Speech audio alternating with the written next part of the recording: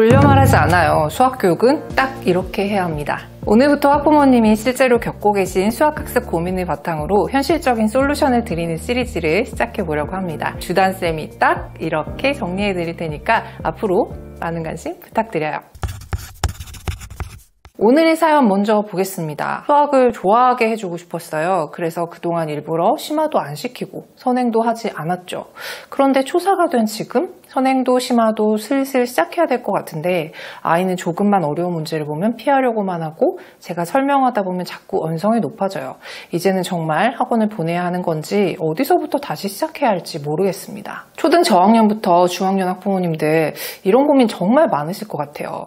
그래서 오늘은 아이 수학 정서 때문에 심화를 피해왔던 부모가 마주하게 되는 현실에서 어떤 선택이 아이에게 진짜 도움이 되는지 딱 이렇게 정리해 드릴게요. 이런 고민 남 얘기 아니죠.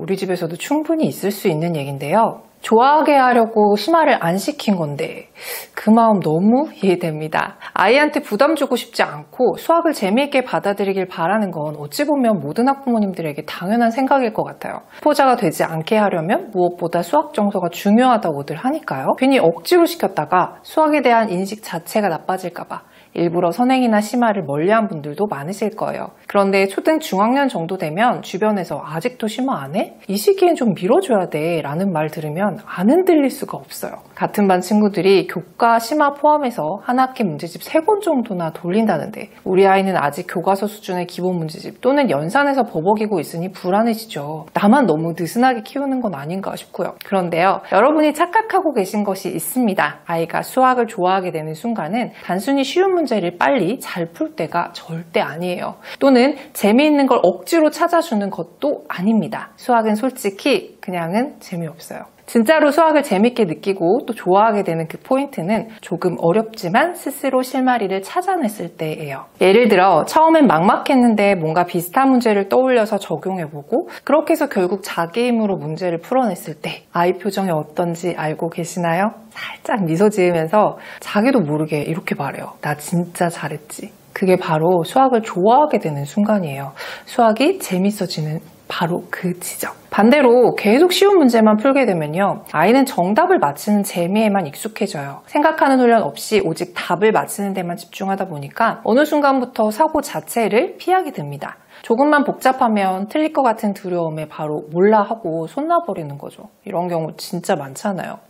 즉, 아이가 수학을 좋아하게 되려면 적절한 도전이 반드시 있어야 돼요. 이건 어려운 문제를 억지로 시키라는 뜻이 아니고요. 아이가 조금만 더 생각하면 도달할 수 있는 수준의 문제를 주고 그걸 스스로 부딪혀보는 경험을 하게 해줘야 한다는 겁니다. 그래서 핵심은 이겁니다. 심화를 하고 안 하고가 문제인 게 아니고요. 심화를 시키는 방식이 문제였던 거예요. 부담스럽게 풀지도 못할 양으로 밀어붙이거나 못 푼다고 계속 설명을 해주는 또는 풀어주는 방식은 역효과라는 거죠. 하지만 사고할 수 있도록 설계된 심화는 오히려 아이의 흥미를 살려줍니다. 심화가 압박이 아니라 심화는 생각할 수 있는 기회로 바꿔보는 게 출발점이에요. 그런데 막상 심화를 시작하려고 하면 또 다른 고민이 생기실 거예요.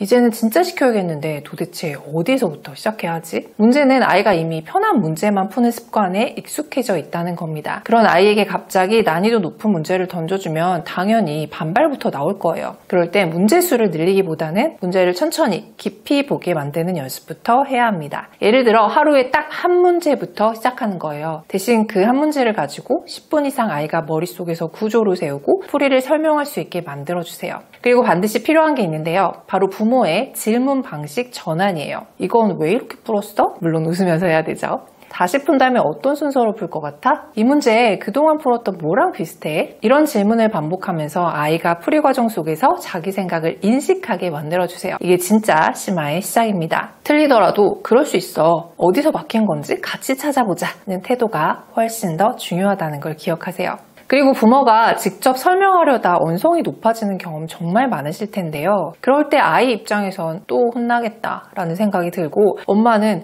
이건 정말 쉬운 건데 도대체 왜 모르지? 하면서 답답해지죠. 그래서 어떤 부모님은 그 갈등을 피하고 싶어서 차라리 학원에 맡기자라고 생각하십니다. 실제로 초3, 4쯤 되면 그런 선택들 많이 하시니까요. 그런데 학원이 그 상황에서 해결책이 되려면 조건이 있습니다. 두 가지인데요. 첫 번째로 아이가 학원 숙제를 스스로 점검하고 정리할 수 있는 있는지 살펴보셔야 돼요. 두 번째로 틀린 문제를 그냥 넘기지 않고 이유를 고민해 보고 있는지를 살펴보셔야 합니다. 이게 안 되는 상황이라면 학원은 그냥 단순한 외주에 불과할 수 있어요. 학원은 티칭을 해주는 곳이지만 사고력과 자기주도 학습은 결국 집에서 만들어야 하기 때문입니다. 부모가 해줘야 할 건 결국 학원 유무와 무관하게 사고 중심의 습관으로의 전환이에요. 그게 안 되면 아무리 좋은 교재, 강사, 시스템이 있어도 아이는 그냥 듣고 흘리는 공부만 반복하게 돼요. 그리고 또 하나, 많은 부모님들이 간과하시는 게 있는데요.